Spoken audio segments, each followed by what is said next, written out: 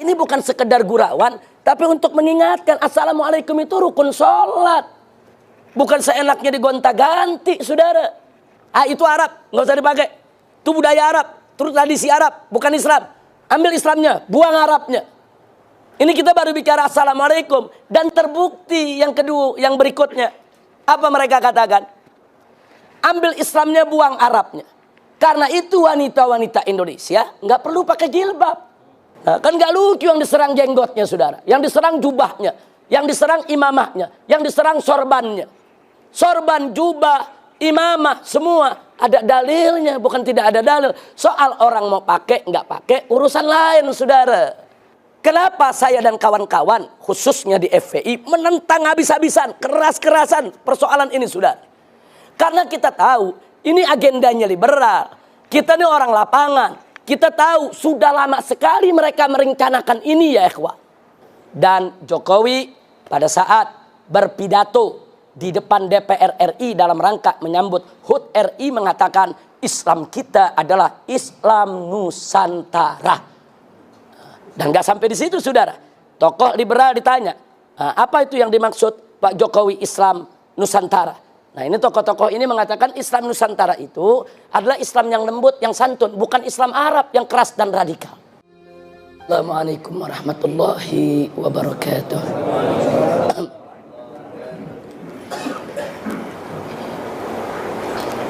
Bismillah walhamdulillah wassalatu wassalamu ala rasulillah wa ala alihi wa sahbihi wa mawalah. Ashhadu an la ilaha illallah wahdahu la syarika lah wa ashhadu anna sayyidana Muhammadan abduhu wa rasuluh la nabiyya ba'dah. Kepada para guru kita yang sama kita cintai, kepada orang tua kita Sayyidina Al-Walid Ammuna Abdul Qadir Askar hafizahullah ta'ala wa ra'ah. Begitu juga putra beliau akhina Fahmi hafizahullah ta'ala wa ra'ah. Dan alhamdulillah kita sama bersyukur, satu keberuntungan buat kita semua. Pada malam hari ini guru kita jauh-jauh dari Surabaya, Jawa Timur datang, Syekhul Walid Al-Ustadz Taufik Bajber hafizahullah ta'ala wa ra'ah. Famatanallahu bituli hayatih wa nafa'ana bi ulumih fid dini wad dunya wal akhirah. Amin ya rabbal alamin. Luar biasa tausiah yang tadi sudah kita dapatkan dari guru kita, orang tua kita.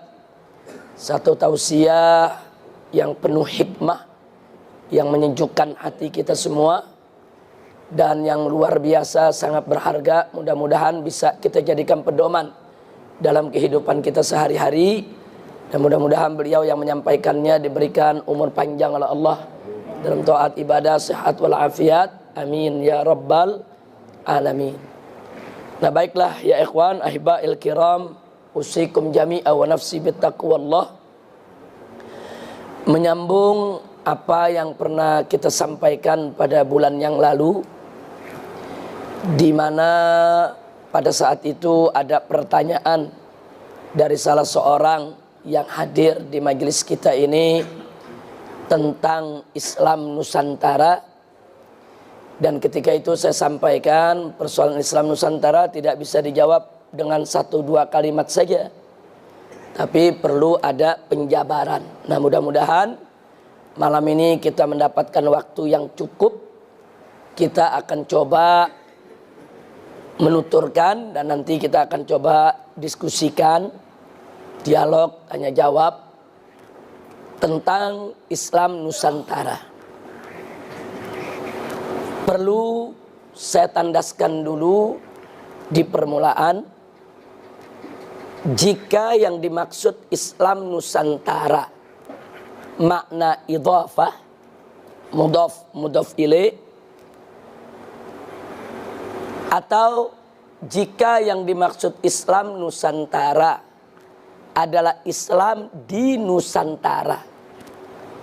Atau kalau yang dimaksud Islam Nusantara adalah Islam yang sudah menjadi bagian tidak terpisahkan, yaitu daripada bangsa Indonesia atau daripada Nusantara.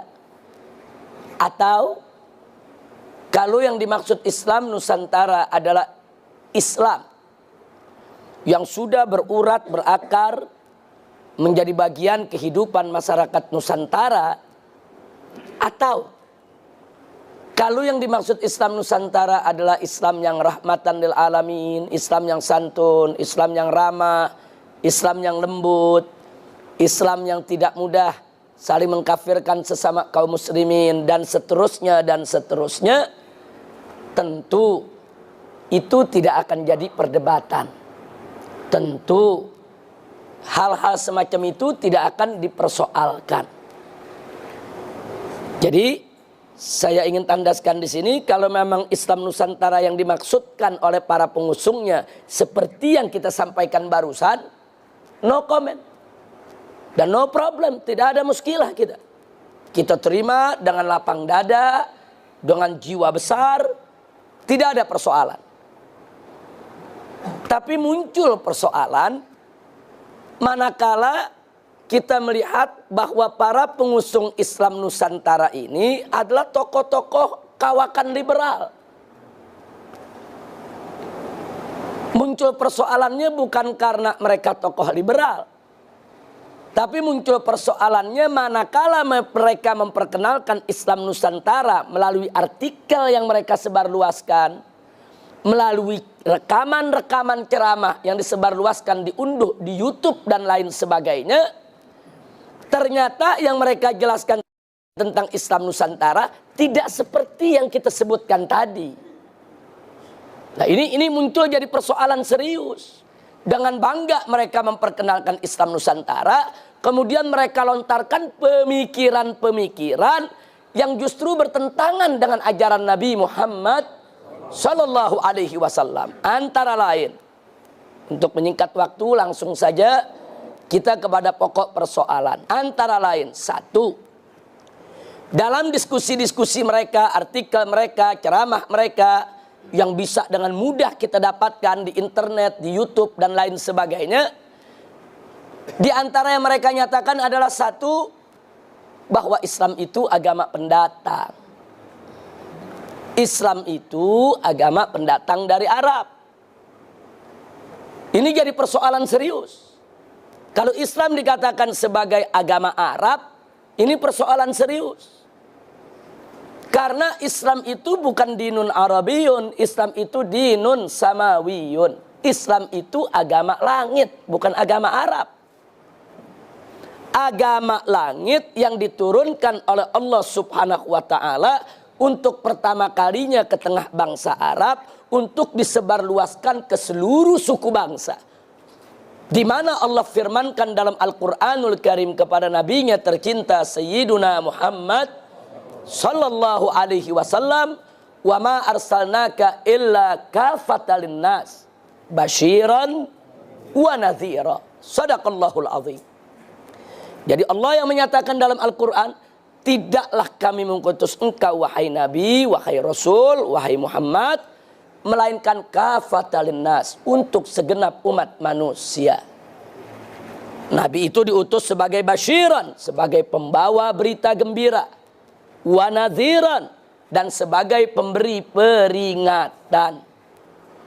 Jadi berdasarkan ayat ini saudara jelas bahwa Nabi itu diutus oleh Allah bukan hanya untuk bangsa Arab, bukan hanya untuk suku Quraisy, bukan hanya untuk keluarga, anak dan keturunannya, tapi untuk seluruh umat manusia apapun suku bangsanya. Nah, jadi di sini kita lihat, jadi nggak betul kalau dikatakan Islam itu agama Arab. Enggak, Islam itu agama langit, diturunkan oleh Allah. Jadi jangan mengkerdilkan Islam dengan mengatakan Islam itu agama Arab. Nah, yang kedua, mereka katakan Islam itu agama pendatang. Tunggu dulu kalau kita mau bicara soal pendatang. Islam itu agama dari Allah. Bumi ini ciptaan Allah. Bumi ini milik Allah. Sehingga dimanapun Islam itu hadir di atas muka bumi ini, Islam tidak pernah menjadi pendatang. Islam akan selalu menjadi pribumi di bumi manapun milik Allah Subhanahu wa ta'ala. Jadi jangan mereka sombong dengan mengatakan Islam itu pendatang. Tidak. Orang Arab di Indonesia pendatang. Orang Cina di Indonesia pendatang. Tapi Islam bukan pendatang, saudara. Islam itu datang dari Allah Subhanahu wa ta'ala di atas muka bumi. Bumi ini milik Allah. Bumi ini ciptaan Allah. Dengan hak apa ada manusia yang begitu sombong mengatakan agama yang datang dari Allah dikatakan sebagai pendatang? Enggak begitu, saudara. Nah, jadi ini berbahaya sekali. Ingin mengecilkan peran Islam, ingin mengecilkan nilai Islam. Dia ingin bermain kata-kata. Nah, kemudian selanjutnya dia katakan karena Islam ini pendatang dari Arab, maka Islam itu harus dipribumisasi. Islam itu harus diindonesiakan. Islam itu harus dinusantarakan. Ini kalimat sangat berbahaya. Loh, kenapa saya katakan berbahaya? Karena dulu Nabi pada saat diutus oleh Allah Subhanahu wa ta'ala pertama kali ke tengah bangsa Arab, bukan untuk mengarabkan Islam, tapi untuk mengislamkan Arab. Jadi jangan dibulak-balik. Nabi nggak pernah mengarabkan Islam, ya ikhwan. Nabi itu dulu tugasnya mengislamkan bangsa Arab dan seluruh suku bangsa di dunia. Jadi dulu Nabi mengislamkan Arab, bukan mengarabkan Islam. Nah, jadi kelompok mereka ini yang menyebut dirinya sebagai Islam Nusantara memutarbalikkan persoalan, dan ini sangat berbahaya. Baik, sekarang mari kita lihat. Kalau nanti Islam di Indonesia harus di-Indonesiakan, maka konsekuensinya Islam di Afrika harus di-Afrikakan. Islam di Eropa harus di-Eropakan. Islam di Amerika harus di-Amerikakan. Islam di Cina harus dikinakan.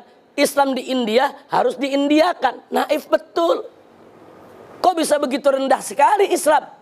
Ingin diubah-ubah, disesuaikan dengan suku bangsa? Tidak. Dulu Nabi alaihi salatu wassalam dan para sahabatnya radhiyallahu ta'ala anhum, dan para tabi'in, para tabi'it tabi'in, serta ulama yang datang setelah mereka, saudara, mereka berjuang menyebarluaskan Islam. Mereka Islamkan Arab, Islamkan Persia, Islamkan India, Islamkan Cina, Islamkan Amerika, Islamkan Eropa, Islamkan Afrika, dan mengislamkan Nusantara. Wali Songo dulu ketika berdakwah di tanah Jawa, Wali Songo nggak pernah menjawakan Islam. Wali Songo nggak pernah menusantarakan Islam. Justru Wali Songo mengislamkan tanah Jawa dan mengislamkan Nusantara. Nah, ini sengaja saya tekankan karena mereka ingin mengkerdilkan Islam seolah-olah ini cuma urusan orang Arab. Sebetulnya yang mereka mau serang bukan Arab, mereka mau serang Islam. Arab ini cuma perantara saja, ya ikhwah. Nah, karena itu kita bantah habis. Gak bisa mereka gunakan istilah sedemikian rupa. Nah, kalau istilah ini dibiarkan berbahaya. Nah, pada kenyataannya memang akhirnya mereka kembangkan. Nah, baik, sekarang yang berikutnya, yang keempat. Apa mereka kembangkannya? Kata mereka, karena kita ini adalah bangsa Indonesia, kita masyarakat Nusantara, kita jangan mau dijajah sama Arab. Jangan mau kita diperbudak sama Arab. Maka itu segala unsur Arabisasi dalam Islam harus ditolak. Ambil Islamnya, buang Arabnya. Itu mereka sampaikan. Dalam beberapa ceramah, dalam beberapa diskusi, dalam beberapa artikel, ambil Islamnya, buang Arabnya. Makanya jangan kaget. Sejak tahun 1984, salah satu tokoh liberal, pentolan liberal di Indonesia, berceramah di kampus UI.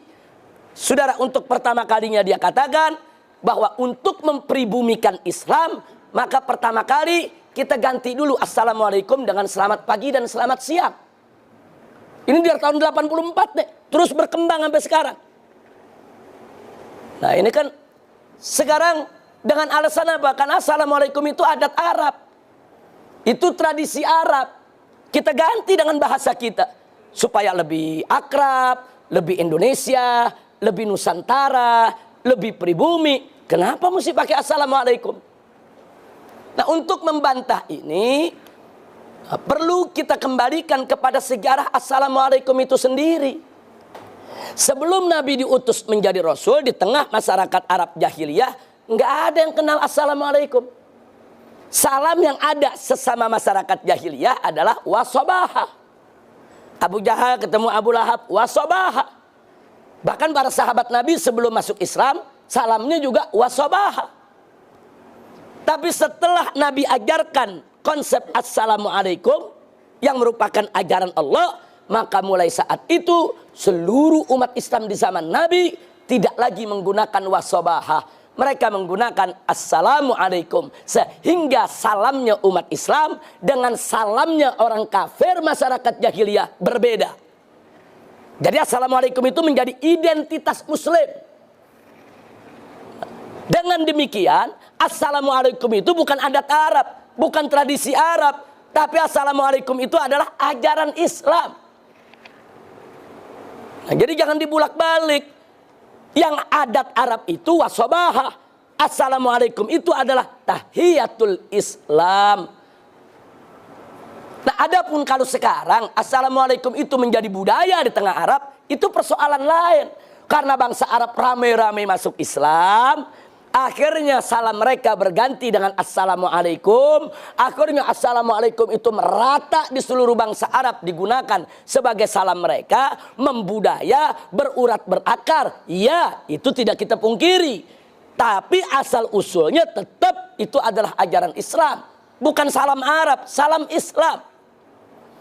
Dan kalau kita bicara soal itu sudah membudaya di tengah bangsa Arab, bukan di tengah bangsa Arab saja. Dari Sabang sampai Merauke, Assalamualaikum itu sudah membudaya. Di Aceh Assalamualaikum, di Palembang Assalamualaikum, di Padang Assalamualaikum, di Jawa Barat, Jawa Tengah, Jawa Timur, Ambon, Irian, bahkan di negara-negara Eropa umat Islam Assalamualaikum jadi budaya. Apalagi masyarakat Betawi nih, saking membudayanya jadi Lamleikum. Fakta itu. Lamleikum, Waalaikumsalam. Nih orang Arab sendiri bingung apa artinya itu.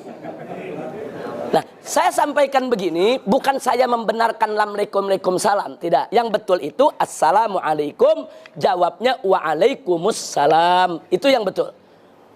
Jadi apa yang dilakukan oleh masyarakat Betawi Lamleikum, Waalaikumsalam tidak betul. Cuman kenapa ini saya sampaikan? Saya sampaikan di sini hanya untuk menunjukkan dan membuktikan betapa Assalamualaikum sudah berurat berakar di masyarakat Betawi. Berurat berakar. Sudah jadi budaya. Sehingga Assalamualaikum itu saat ini bukan hanya budaya Arab. Dia juga budaya Afrika, budaya Eropa, budaya Amerika, budaya Indonesia, budaya Nusantara, budaya dunia. Nah, ini yang ingin kita tekankan. Lagi pula, kalau Assalamualaikum itu harus diganti dengan selamat pagi, selamat siang, besok kacau di sholat kita. Sebab salam itu salah satu rukun sholat. Tanpa salam tidak sah. Nah, urusannya kalau kita ganti, begitu sholat subuh, selamat pagi, selamat pagi. Nah, giliran sholat zuhur gimana? Selamat siang, selamat siang. Ntar sholat asar, selamat sore, selamat sore. Sholat maghrib, selamat petang. Sholat isya, selamat malam. Sholat tahajud, dia bingung. Dibilang malam udah liwat, dibilang pagi belum terang. Akhirnya apa? Selamat remeng-remeng. Artinya sengaja ini kita sampaikan dengan bahasa yang gampang aja. Ini bukan sekedar gurauan, tapi untuk mengingatkan Assalamualaikum itu rukun sholat. Bukan seenaknya digonta-ganti, saudara. Nah, jadi alasan mereka ambil Islamnya, buang Arabnya, harus kita waspadai. Sebab kalau ini kita biarkan, nanti ada ajaran-ajaran Islam yang mereka tidak suka, mereka Arabkan. Ah, itu Arab, nggak usah dipakai. Itu budaya Arab, terus tradisi Arab, bukan Islam. Ambil Islamnya, buang Arabnya. Ini kita baru bicara Assalamualaikum. Dan terbukti yang kedua, yang berikutnya. Apa mereka katakan? Ambil Islamnya, buang Arabnya. Karena itu wanita-wanita Indonesia nggak perlu pakai jilbab. Kata mereka jilbab itu budaya Arab, tradisi Arab. Kenapa bangsa Indonesia kok perempuannya mau pakai jilbab? Ada urusan apa dengan jilbab? Pakai pakaian Nusantara. Ini jadi persoalan serius, saudara. Nah sekarang mari kita kembali kepada sejarah. Sebelum Nabi diangkat menjadi Rasul, tidak ada satupun perempuan Arab yang kenal jilbab. Mereka mutabarrijat, makshufatul aurat, terbuka aurat mereka. Rambut mereka riap, leher mereka buka, bahkan mereka hiasi dengan aneka ragam kalung emas untuk mereka pertontonkan. Saudara, pakaian mereka terbuka, pusar mereka terlihat, tarian perut sangat terkenal di tengah masyarakat Arab ya kawan. Itu budaya Arab. Tapi begitu Nabi diangkat menjadi Rasul, saudara, kemudian Allah perintahkan kepada Nabi untuk mengatakan dan menyampaikan kepada istri-istrinya, putri-putrinya, dan seluruh perempuan orang yang beriman. Apa kata Allah? Yudnina alaihinna min jalabibihin. Nabi diperintahkan Allah sampaikan kepada istri-istrimu, putri-putrimu. Sampaikan kepada seluruh perempuan beriman. Apa yang harus disampaikan? Mereka harus menghamparkan daripada pakaian kurung mereka, jilbab mereka untuk menutup aurat. Ini perintah Allah. Dan begitu ayat ini turun di malam hari, besok paginya satu Madinah tidak ada satu perempuan muslimah pun yang tidak pakai jilbab. Sehingga pemandangannya kontras berbeda. Yang muslimah pakai jilbab, yang bukan muslimah nggak pakai jilbab. Dari sejarah ini kita ketahui kalau begitu jilbab bukan adat Arab. Jilbab itu perintah Allah. Jilbab itu ajaran Islam. Jilbab itu kewajiban agama. Nah, jadi jangan dibulak-balik, oh ini adat Arab, ini tradisi Arab. Itu yang saya katakan tadi. Kalau pintu ini kita buka, nanti setiap syariat Islam yang mereka tolak, mereka Arabkan. Assalamualaikum di Arab-Arabin, jilbab di Arab-Arabin. Fakta. Nah sekarang yang belakangan nih saudara. Seorang profesor, doktor, kiai, haji, pimpinan ormas Islam besar. Kok tega mengatakan jenggot itu adat Arab, tradisi Arab, yang gak perlu ditiru. Kok tega mengatakan semakin panjang jenggot seseorang menunjukkan semakin tidak cerdas. Ittaqullah. Dia mesti takut kepada Allah bicara semacam itu saudara. Jenggot itu sunnah Nabi dalam mazhab al-Imam Asy-Syafi'i radhiyallahu ta'ala anhu wa anna jami'an. Memelihara jenggot itu sunnah, dikerjakan mendapatkan pahala, tidak dikerjakan tidak berdosa. Betul, dalam beberapa mazhab lainnya jenggot itu diwajibkan saudara. Terlepas daripada perbedaan, apakah ini sunnah, apakah ini wajib, yang jelas ulama sepakat, ini disyariatkan dalam ajaran Islam. Ada hadisnya sahih saudara, bicara soal jenggot. Loh kok bisa-bisanya dia mengatakan jenggot ini adat Arab, nggak perlu ditiru. Udah gitu digambarkan jenggot itu lambang kebodohan. Nabi berjenggot. Sayyidina Abu Bakar berjenggot, Sayyidina Umar berjenggot, Sayyidina Utsman berjenggot, Sayyidina Ali berjenggot, radhiyallahu ta'ala anhum wa an jami'is sahabah. Para a'immah berjenggot saudara. Bahkan kita ingatkan yang bersangkutan, pendiri Nahdlatul Ulama, almarhum wal maghfurullah Hadratus Syekh Kiai Haji Hasyim Asy'ari berjenggot. Apa semua mereka mau katakan bodoh? Itu enggak pantas, apalagi diucapkan oleh seorang cendekiawan. Cendekiawan akademisi. Enggak boleh saudara. Soal dia tidak suka jenggot, itu urusan lain. Mungkin dia lebih suka panjangin buru ketiak. Itu urusan dia saudara. Tapi kita bicara soal hukum, soal syariat. Enggak boleh dong dia mengatakan begitu. Dalam bercanda bergurau pun enggak boleh saudara. Ini persoalan yang serius. Oh, maksudnya dia ingin menyindir ada salah satu kelompok yang kalau piara jenggot nih panjang-panjang, dia ingin menyindir kelompok ini. Kalau kau tidak suka itu kelompok, sebut aja kelompok yang kau tidak suka. Jangan kau serang jenggotnya. Nah, kan gak lucu yang diserang jenggotnya saudara, yang diserang jubahnya, yang diserang imamahnya, yang diserang sorbannya. Sorban, jubah, imamah, semua ada dalilnya, bukan tidak ada dalil. Soal orang mau pakai, nggak pakai, urusan lain, saudara. Nah ini yang perlu kita sampaikan. Jadi sudah sampai sejauh itu. Baik, kita lanjutkan lagi berikutnya.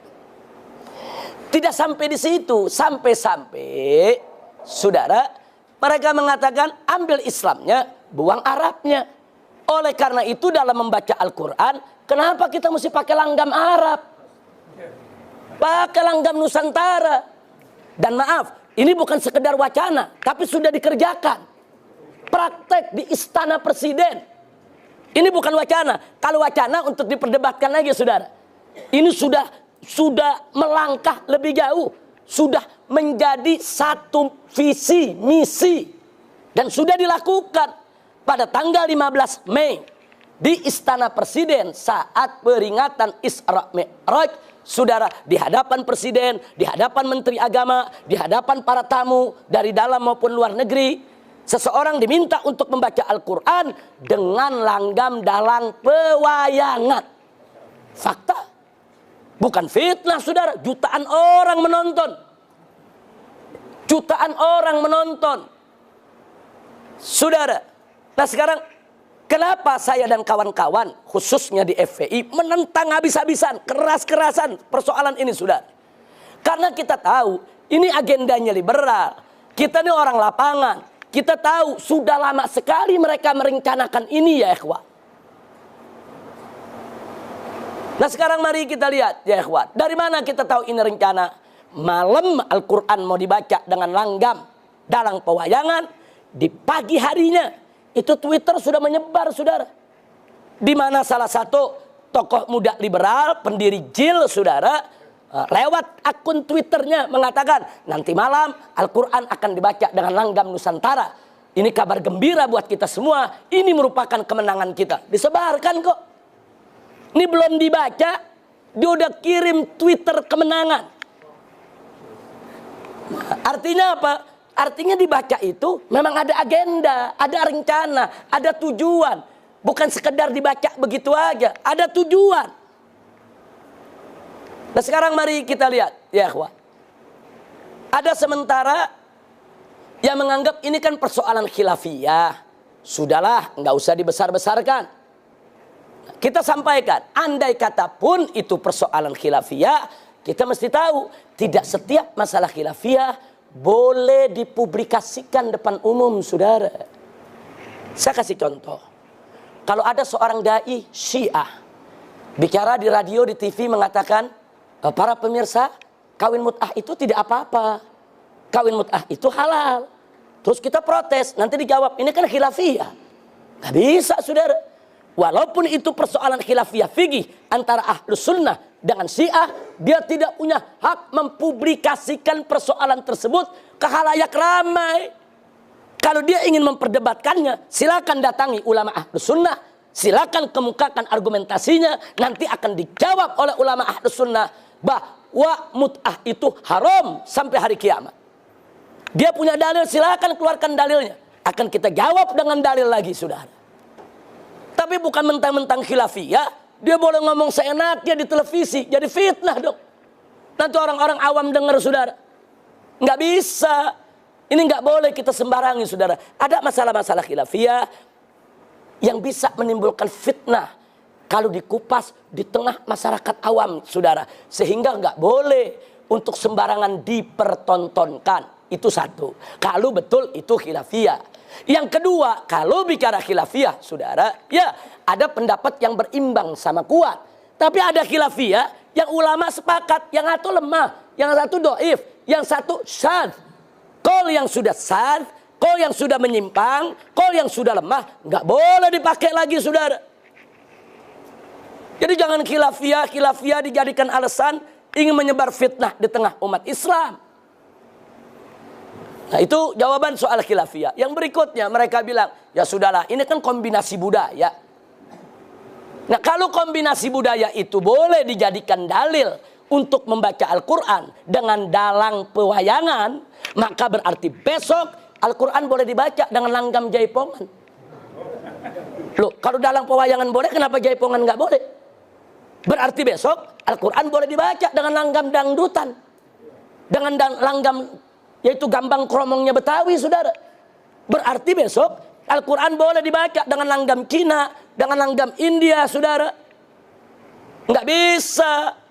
Jadi lemah. dia mau coba pakai akal, pakai logika, tapi menabrak seperangkat daripada dalil yang sudah disepakati oleh para ulama. Nah sekarang dalam Al-Quranul Karim Allah menyatakan faqala ta'ala warattilil Qur'ana tartila. Bacalah Al-Quran itu dengan tartil. Sayyidina Ali ibn Abi Thalib radhiyallahu ta'ala anhu su'ila anil murad bitartil. Apa yang dimaksud dengan tartil? Sayyidina Ali ditanya. Beliau menjawab, i'ta'ul huruf huquqaha. Tartil itu adalah memberikan setiap huruf Al-Quran hak-haknya. Bagaimana? Hak membacanya, hak mengucapkannya. Kemudian hak keluar dari makharijul hurufnya, hak sifat hurufnya. Itu hak yang nggak boleh dilanggar.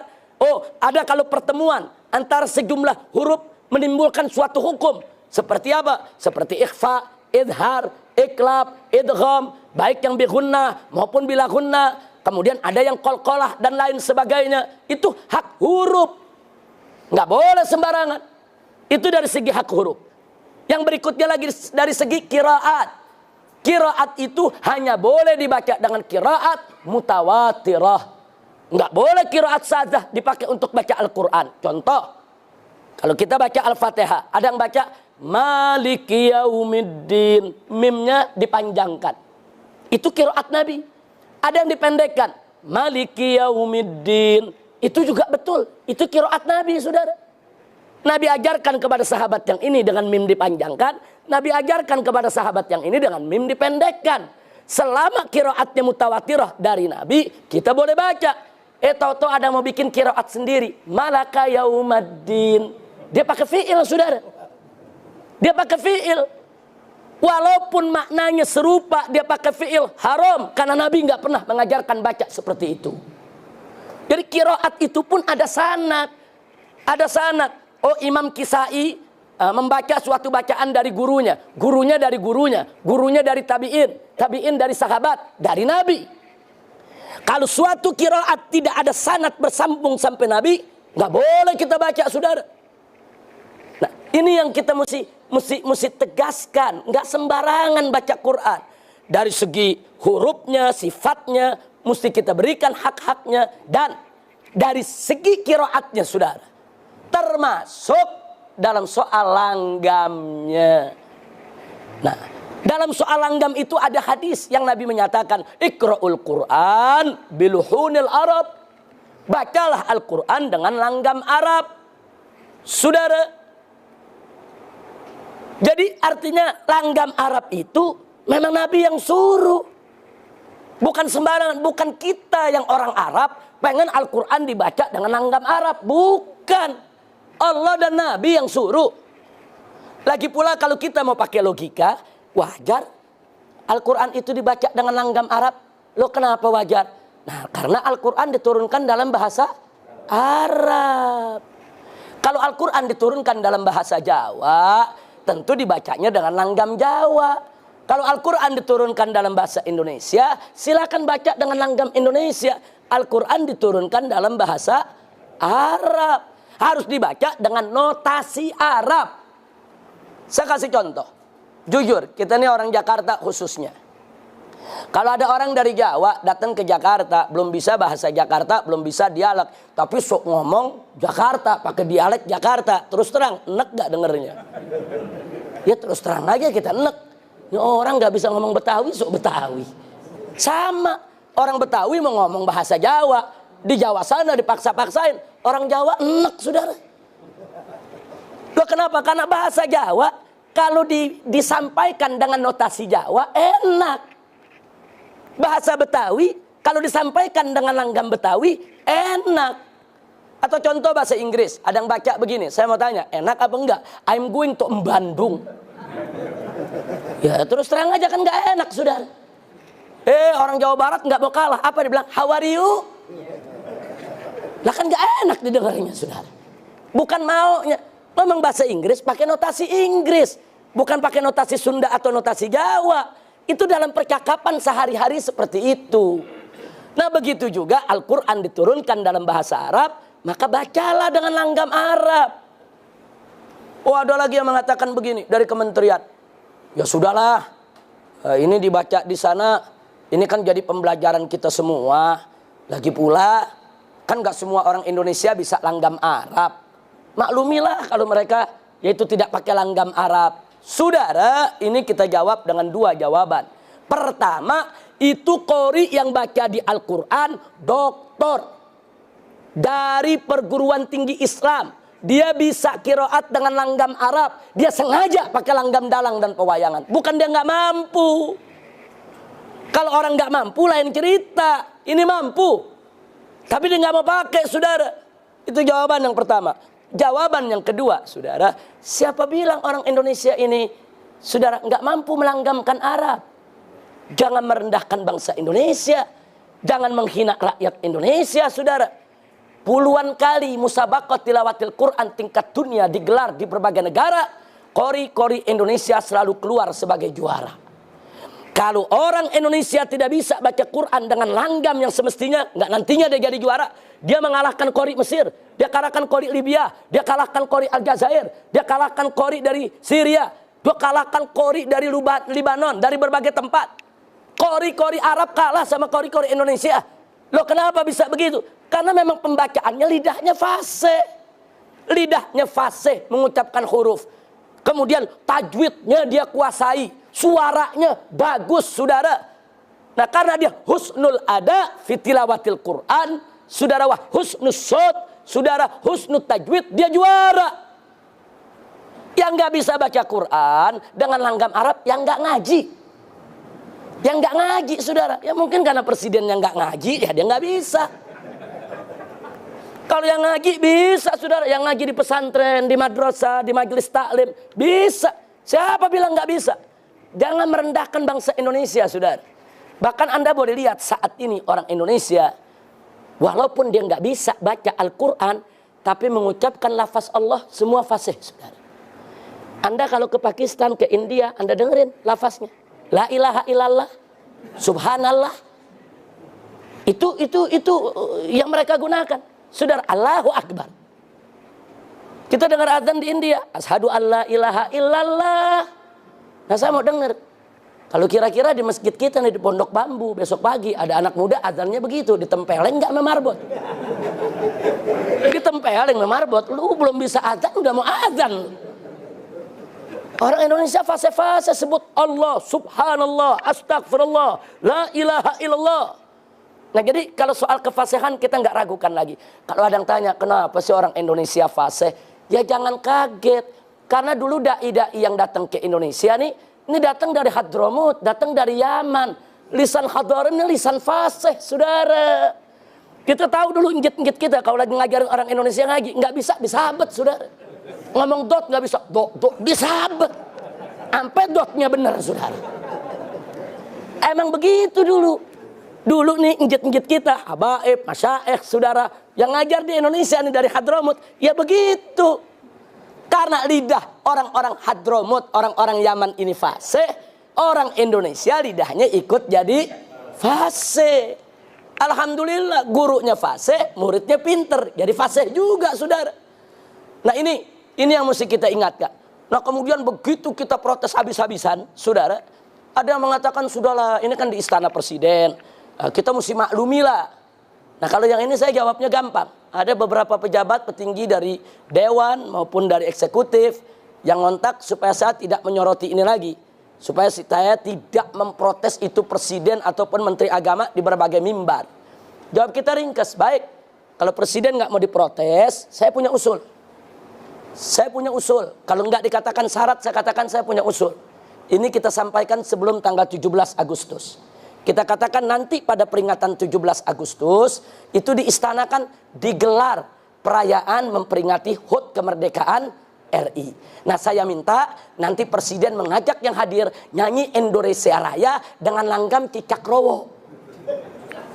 Lakukan itu Indonesia Raya. Atau nyanyikan aja Indonesia Raya dengan langgam Betawi. Nyok kita nonton ondel-ondel. Kan orang Betawi ada lagi gitu. Nyok kita nonton ondel-ondel. Nyok. Nah, nyanyi lagi Indonesia Raya. Indonesia tanah airku. Oi. Boleh gak, saudara? Kita sampaikan kepada para pejabat kita, apa boleh? Mereka jawab, nggak boleh, Habib. Nah, kalau lagu Indonesia Raya, nggak boleh seenaknya kau ubah. notasinya nggak boleh diubah, bahasanya nggak boleh diubah, nadanya nggak boleh diubah. Ini Al-Quran, kitab Allah, kitab mulia, kitab suci, kitab agung, kitab sakral. Kok seenaknya kau rubah? Saudara, nggak bisa, kurang ajar. Giliran lagu Indonesia Raya nggak boleh, saudara. Ya, memang nggak boleh. Kenapa? Ada Undang-Undang nomor 24 tahun 2009 yang melarang lambang negara, saudara, untuk diubah-ubah. 1, bendera merah putih. 2, lambang Garuda Pancasila. 3, bahasa Indonesia, termasuk menyanyikan lagu Indonesia Raya. Siapa yang coba-coba ubah dengan sengaja, minimal, saudara, 5 tahun penjara. Nah, mereka tahu aturan. Itu aturan mereka yang buat. Al-Quran juga ada aturannya. Allah yang sudah buat aturannya. Waratil Qur'ana tartila. Nabi yang sudah membuat aturannya. Iqra'ul Qur'an biluhunil Arab. Nah, kalau kau punya peraturan gak boleh dilanggar, kok peraturan Allah dan Rasulnya seenaknya kau mau langgar? Nah, gak bisa, saudara. Nah, ini setelah kita sampaikan begini, ya, mereka gak bisa ngomong apa-apa. Oh begitu Habib, ya emang begitu. Nah, habis bagaimana? Suruh presiden nyanyiin Indonesia Raya, berani gak? Pakai langgam Cicak Rowo, pakai langgam Balon Kuada 5, suruh nyanyiin. Nah, jadi ini persoalan bukan persoalan kecil, persoalan serius, saudara. Segala sesuatu ada aturannya. Ini ceramah aja ada aturannya nih. Boleh saya kasih contoh? Boleh kan nih? Boleh. Di sini ada Syekhul Walid, Ustadz Taufik, saudara. Saya ingin mempersilahkan beliau untuk ceramah. Katakan saya diminta oleh Pak Fahmi sebagai MC. Saya katakan begini.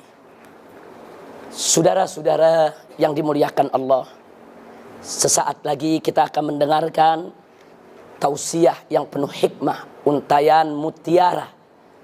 Hikmah yang akan disampaikan oleh guru kita yang mulia, Al-Muhtaramul Mukarram, Syekhul Walid, Al-Ustadz Taufik Bajber. Kepada beliau, falyatafaddal. Saya mau tanya, itu cara santun tidak?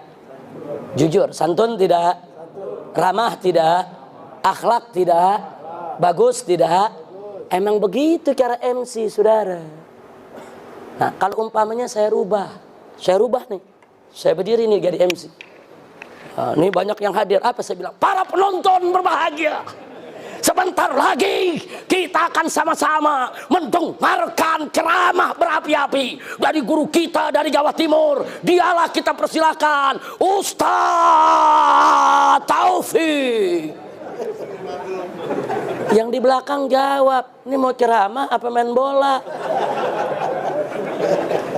Ini mau ceramah apa main tinju, saudara?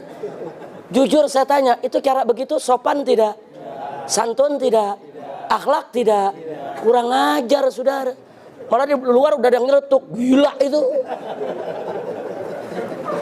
Artinya apa? Mempersilahkan ceramah ada aturan. Mempersilahkan tinju ada aturan. Nah, saya balik sekarang. Mike Tyson diundang di Senayan, saudara. Mau main tinju ini di Stadion Utama Senayan yang nonton 100.000 orang. Kebetulan karena saya pernah jadi MC seperti tadi, saya diundang sama promotor jadi MC Mike Tyson. Saya terima, saudara. Nah, begitu di Senayan saya naik pakai sorban begini, saudara. Ini di atas ring, ini di pojokan Mike Tyson nih udah siap naik ring nih. Kan mesti dipersilahkan dulu. Nah, begitu mau persilahkan apa saya bilang? Kaum muslimin dan muslimat rahimakumullah. Sesaat lagi kita akan sama-sama menikmati pertunjukan yang akan dipertontonkan oleh saudara kita yang tercinta Al-Muhtaramul Mukarram Ustadz Mike Tyson. Kepada beliau falyatafaddal. Kira-kira di Senayan apa yang terjadi itu? Semua buka sendal sama sepatu ditimpuk kita, saudara. Ini momen tinju apa ceramah? Maaf, kira-kira jelas gini. Artinya saya hanya ingin memberikan contoh-contoh yang mudah dipahami oleh masyarakat dari berapapun kalangan umurnya, bahwa segala hal itu ada aturan, saudara. Ceramah ada aturannya, tinju ada aturannya, nggak boleh digabung-gabung. Dalang pewayangan ada aturannya, baca Quran ada aturannya, jangan dicampur aduk dong. Nggak bisa. Saudara, andai kata pun dikatakan itu khilafiyah, tapi itu tidak lazim. Jangan sesuatu yang tidak lazim kita pertontonkan. Saya mau kasih contoh tidak lazim. Satu lagi saya kasih contoh. Boleh saya kasih contoh lagi satu? Baik, saya katakan ini ada piring. Saya dagang di warteg. Anda datang memesan nasi dengan lauknya. Saya ambil piringnya, saya ambil lap yang bersih, saya lap. Anda lihat, saya bersihkan, saya nggak mau ada debu, saya nggak mau kotor buat pelanggan saya. Habis itu saya tuangkan nasinya, lauknya saya sediakan. Ngambil lauknya pun pakai jepitan, nggak main pakai tangan gitu. Nah, supaya bersih. Jujur, saya tanya, bersih tidak? Selera nggak makannya? Selera. Oh, ini bersih di warung. Nah, karena Anda pikir saya bersih, beberapa hari kemudian Anda datang lagi. Nah, mau makan lagi nih di warung kita. Nah, kemudian begitu Anda pesan nasi melauk, saya cari lap nggak ada. Ada celana dalam. Ini celana dalam bersih, bukan dari dipakai, bersih udah dicuci. Saya pikir bersih ini, saya lap. Anda protes, Pak, jangan pakai celana dalam dong. Bersih. Saya lap. Habis saya lap, saya taruh nasi, saya kasih. Kira-kira nafsu gak makannya? Jujur aja udah. Ini yang makan bilang, gendeng nih orang. Sempak buat ngelap. Loh, walaupun itu celana dalam bersih, saudara. Walaupun bersih. Kenapa? Tidak lazim. Jadi melakukan sesuatu yang tidak lazim depan publik, itu bisa membuat jadi fitnah. Membaca Al-Quran dengan nanggam dalang pewayangan, hal yang gak lazim di tengah masyarakat Indonesia, saudara. Jangan dimulai. Jangan disponsori. Itu berbahaya, bisa jadi fitnah. Baik, kita tambahkan lagi, saudara. Ini kalau mau dalil, mau dari Quran, mau dari hadis, mau pakai logika, semua tetap gak boleh mereka lakukan itu. Baik, sekarang kalau andai kata pembacaan Al-Quran boleh pakai langgam dalang, pewayangan, dan lain sebagainya. Lalu bagaimana nasib amin dalam sholat nanti? Nanti kalau sekarang kan imam mengatakan waladdallin.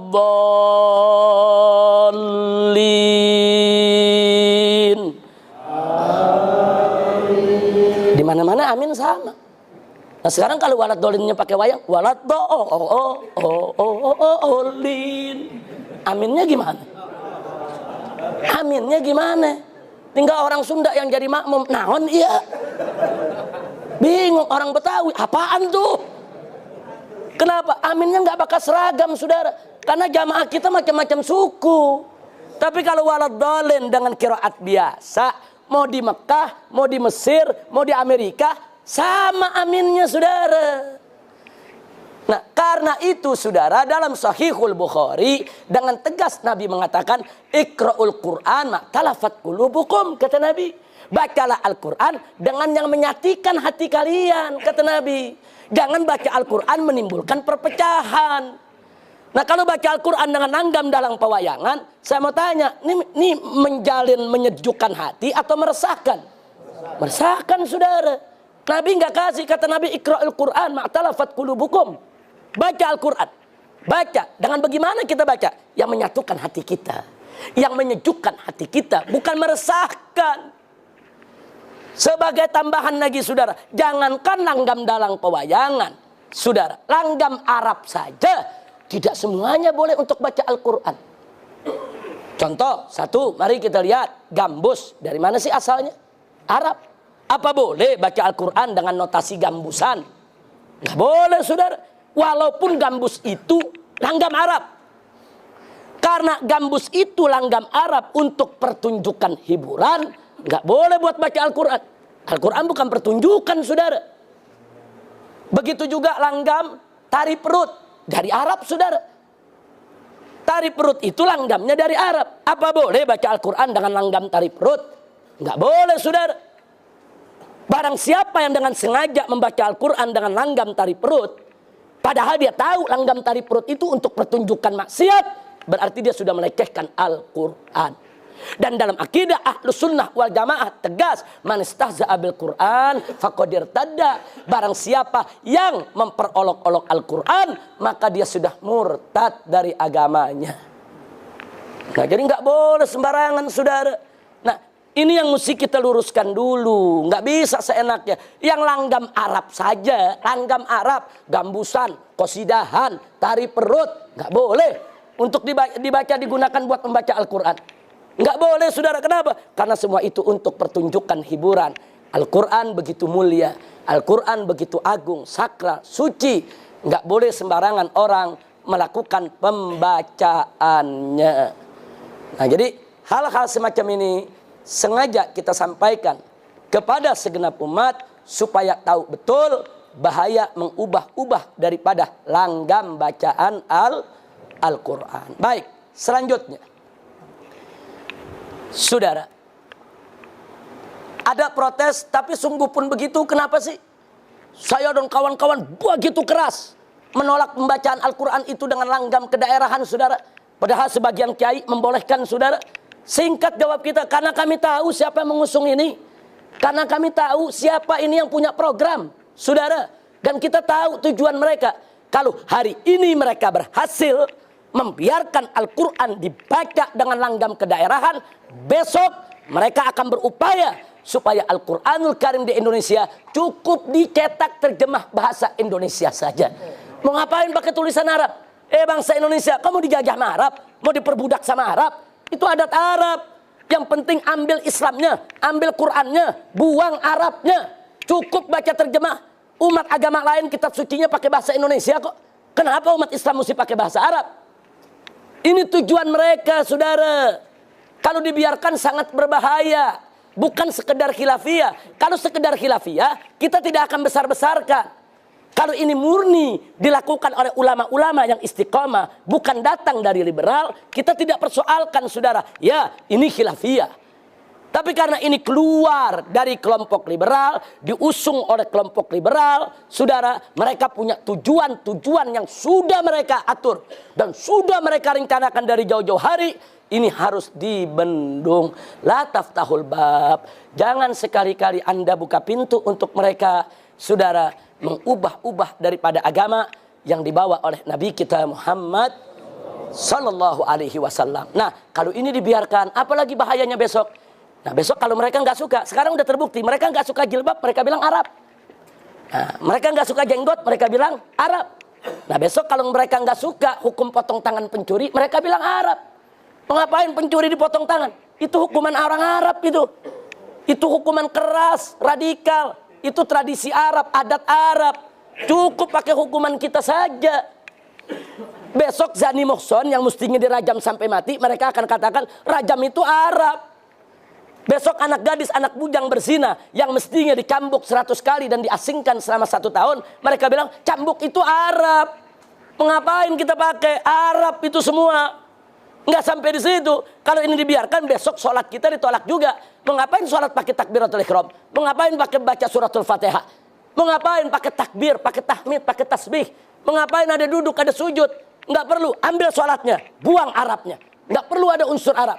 Jadi sholatnya bagaimana? Udah berdiri aja, ngadep sang hyang, baca aja eling, eling, eling. Mau dibawa kemana kita, saudara? Nah, jadi artinya, saudara, kita tutup. Kita tahu nih tujuan mereka nih ke sana nih. Mereka mau nyerang Islam, bukan nyerang Arab, saudara. Bukan. Salah kalau kita anggap mereka mau nyerang Arab. Mereka mau nyerang Islam, diawali dengan nyerang Arab. Arab ini cuma perantara, ya ikhwan. Yang mereka mau serang Islam, yang mereka mau hancurkan adalah Islam. Bagaimana caranya? Adu syariat dengan adat. Adu yang Arab dengan bukan Arab, saudara. Mereka mau adu domba antara syariat dengan adat, antara yang Arab dengan bukan Arab. Mereka serang Arab, menumbuhkan rasa benci kepada Arab, saudara. Tujuannya ingin mengikis Islam, ingin menghancurkan Islam. Nah, maka itu sengaja saya sampaikan begini. Saya ceramah dari Sabang sampai Merauke dari sejak bulan Mei sampai hari ini, saudara. Enggak peduli, kita sampaikan. Kadang-kadang dai-dai yang berasal dari keturunan Arab mau bicara nggak enak, saudara. Karena ada bau Arab yang nggak ada urusan. Ini agama samawi, ini agama Allah. harus kita sampaikan. Kita di sini bukan bela Arab, kita bela Islam. Dan mereka bukan serang Arab, mereka serang Islam.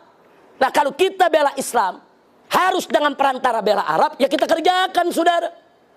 Mereka menumbuhkan rasa benci kepada Arab. Memang Nabi Muhammad itu siapa? Memang Al-Quran itu bahasa apa? Memang bahasa di sorga nanti bahasa apa yang digunakan? Dari mana mereka mengajarkan orang untuk benci Arab, saudara?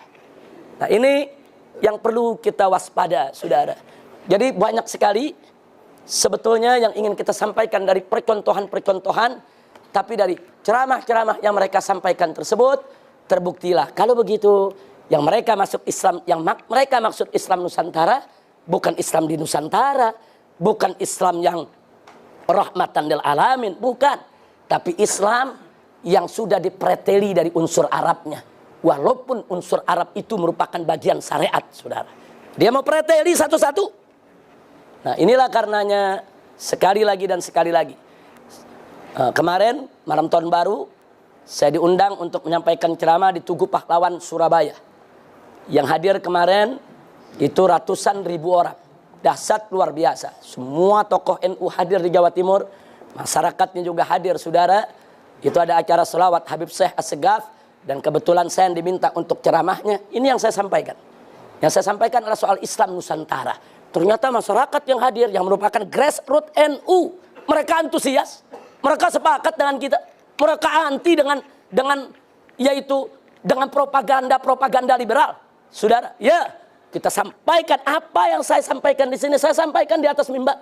Sampai TV 9 yang selama ini menjadi corong daripada aliran Nusantara, begitu saya ceramah 5 menit, dia masih muat. Begitu saya bicara Islam Nusantara, dia putus. Nggak berani muat, saudara. Nah, saya ditanya, Habib ini bagaimana TV 9 kok diputus begini? Saya bilang, ya mana mau mereka siarkan, orang mereka corongnya kok. Nah, kalau mereka corongnya kemudian mereka siarkan saya, sama juga nelanjangin diri sendiri. Nah, ini yang perlu kita sampaikan. Jadi kita nggak peduli. Saya keliling pondok-pondok pesantren NU. Kemarin saya ceramah di pondok pesantren Banyu Anyar. Itu pondok pesantren tertua yang ada di Madura. Saudara pimpinan Kiai Haji Muhammad Rafi'i Baidawi. Kita sampaikan persoalan ini. Kita keliling Bangkalan, Pamekasan, Sampang. Kita keliling Jawa Timur, kita ke Lombok, kita kemana tempat. Semua kita sampaikan kepada umat Islam persoalan ini. Nah, akhirnya kita tutup, yaitu apa-apa yang kita sampaikan kepada mereka dengan mengingatkan innamal mu'minuna ikhwah. Sesungguhnya orang beriman itu bersaudara, apapun suku bangsanya, ya ikhwan. Enggak peduli mau Arab, mau Cina, mau India, selama dia beriman kepada Allah, maka mereka adalah bersaudara. Inna akramakum indallahi atqakum. Dan apapun suku bangsanya, kalau mereka bertakwa kepada Allah, beriman kepada Allah, saudara, mereka akan mulia di sisi Allah. Bahkan mereka lebih mulia dari yang punya nasab apapun, saudara. Kalau yang punya nasab tersebut tidak bertakwa kepada Allah. Yang ajam lebih mulia daripada yang Arab. Kalau yang ajamnya bertakwa, yang Arabnya nggak bertakwa, saudara. Nah, ini yang ingin kita ingatkan kepada semua. Jadi kita nggak mau umat ini diadu domba atas nama suku bangsa, satu disuruh celak yang satu. Oleh karenanya saya tidak ragu-ragu mengatakan bahwa aliran Nusantara yang saat ini dipropagandakan oleh kaum liberal adalah aliran rasis dan fasis, saudara. Mereka benci Arab. Mereka ingin menanamkan kebencian kepada Arab. Mereka ingin hilangkan segala aroma Arab, segala adat tradisi Arab. Bahkan mereka ingin hancurkan Islam atas nama itu adalah adat Arab yang nggak boleh ditiru, ya ikhwan. Nah, ini harus kita lawan. Ini nggak boleh kita biarkan. Mudah-mudahan Allah berikan kita kemenangan. Nah, jadi sejauh ini kita lihat di kalangan kiai-kiai NU sekalipun di daerah-daerah banyak yang menolak, ya kawan. Kiai-kiai NU yang garis lurus semua menolak propaganda tersebut. Dan sebagai tambahan, Islam Nusantara saat ini yang diusung oleh kaum liberal itu mendapat dana dari APBN resmi. Ada surat tertulis, saudara, dari Menteri Agama RI. Jadi artinya ini sudah jadi program pemerintah. Dan Jokowi pada saat berpidato di depan DPR RI dalam rangka menyambut HUT RI mengatakan Islam kita adalah Islam Nusantara. Dan nggak sampai di situ, saudara. Tokoh liberal ditanya, apa itu yang dimaksud Pak Jokowi Islam Nusantara? Nah ini tokoh-tokoh ini mengatakan Islam Nusantara itu adalah Islam yang lembut, yang santun. Bukan Islam Arab yang keras dan radikal. Pakai ada tambahan, bukan Islam Arab yang keras dan radikal. Kita paham, mungkin yang dia maksud, ini Arab-Arab yang lagi pada perang, saudara. Yang keras. Tapi itu tidak mewakili Islam, saudara. Jangan terus mengatakan Islamnya yang radikal. Kalau Islam Arab mereka katakan Islam keras, Islam radikal, Islam ekstrim. Lalu Islamnya Nabi Islam apa? Islam Nusantara. Islamnya Sayyidina Abu Bakar Islam apa? Islam Nusantara. Islamnya Sayyidina Umar Islam apa? Islam Nusantara. Islamnya Sayyidina Utsman Islam apa? Islam Nusantara. Islamnya Sayyidina Ali Islam apa? Islam Nusantara. Nggak boleh seenaknya mereka bicara begitu, saudara. Nah karena ini sudah menjadi program pemerintah, jangan kaget. Saat ini Islam Nusantara sudah menjadi mata kuliah di perguruan tinggi Islam, ya ikhwan. Termasuk Universitas Islam Negeri Syarif Hidayatullah Jakarta. Kemarin 3 putri saya masuk diterima ujian di UIN dan ikut sekolah di UIN. Begitu lagi posma, yaitu pekan orientasi. Apa istilahnya itu? Jadi lagi pekan orientasi, anak-anak saya ini mendapat tugas. Untuk apa? Untuk bikin tulisan tentang Islam Nusantara. Akhirnya mereka lapor, apa? Ini suruh tulis nih tentang Islam Nusantara. Nah terus kamu mau tulis apa? Ya tulis aja isi ceramah Abah. Ya tulis aja.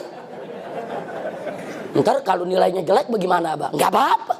Diberhentikan pun nggak apa-apa. Katakan yang hak itu hak, yang batil itu batil. Mulai mereka kuliah. Kuliah sehari pulang, Uminya nanya di rumah, belajar apa tadi? Islam Nusantara, Mi. Besoknya pulang dari tempat kuliah, belajar apa tadi? Islam Nusantara. Uminya terus menjelit, berhenti kata Umi. Anak kita cabut, yang 2 kita cabut. Kalau yang 3 tinggal semester akhir karena pindahan dari Universitas Ahqaf. Jadi sengaja saya tidak pindahkan, tapi yang 2 yang baru kita tarik. Nah, sekarang kita kirim ke Gresik, ke Jawa Timur. Jadi artinya memang Islam Nusantara sudah menjadi mata kuliah resmi di perguruan tinggi Islam negeri maupun swasta, kecuali swasta yang masih tetap istiqomah di jalan Ahlus Sunnah wal Jamaah tidak akan mengajarkan materi tersebut. Kalaupun diajarkan, hanya Islam Nusantara dalam makna Islam di Nusantara. Islam sebagai sesuatu yang agama yang sudah menjadi bagian tidak terpisahkan dari masyarakat Nusantara. Tidak seperti yang kita terangkan barusan, ya ikhwan. Nah terus kalau pertanyaannya, tapi kenapa ada kiai-kiai sepuh katanya setuju dengan Islam Nusantara? Saudara, kiai sepuh ini orang baik. Mereka orang soleh.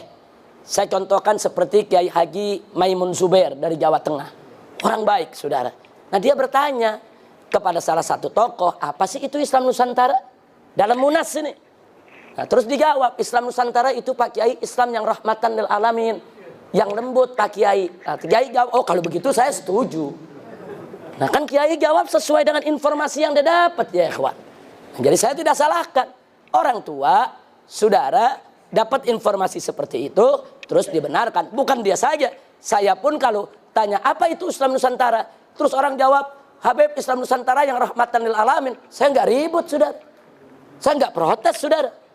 Nah, tapi kalau Islam Nusantara para pengusungnya bicara seperti tadi, mengarab-arabkan syariat Islam, nggak boleh kita biarkan, saudara. Wajib untuk kita tolak. Nah ini yang saya mau sampaikan. Mudah-mudahan bermanfaat untuk kita semua. Jadi jangan kaget kalau saya dan kawan-kawan di FPI di atas mimbar, mungkin Anda ada yang menemukan rekamannya di YouTube dan lain sebagainya. Dalam soal ini memang kami bersikap keras untuk menjaga. Nah, supaya mereka tidak mempermainkan syariat Nabi Muhammad Sallallahu Alaihi Wasallam. Saya pikir cukup, itu yang bisa saya sampaikan. Saya minta maaf, waktunya cukup panjang sekali kita ambil, tapi mudah-mudahan bagi yang bertanya pada bulan yang lalu sudah terpenuhi, yaitu rasa ingin tahunya tentang Islam Nusantara dan tentang sikap kami terhadap Islam Nusantara. Cuman sebelum saya akhiri, saya belakangan ini tidak lagi menyebut mereka Islam Nusantara, tapi saya sebut mereka aliran Nusantara. Islam terlalu mulia kalau harus digandeng-gandengkan dengan terminologi yang punya tujuan untuk merusak Islam. Nah jadi saya nggak mau lagi sebut mereka Islam Nusantara. Dari tadi saya sebut karena pertanyaan Islam Nusantara, saya jelaskan dulu. Nah, tapi di terakhir saya ingatkan, kami menyebut mereka sekarang bukan Islam Nusantara, tapi aliran Nusantara. Nah, baik, itu saja yang bisa saya sampaikan.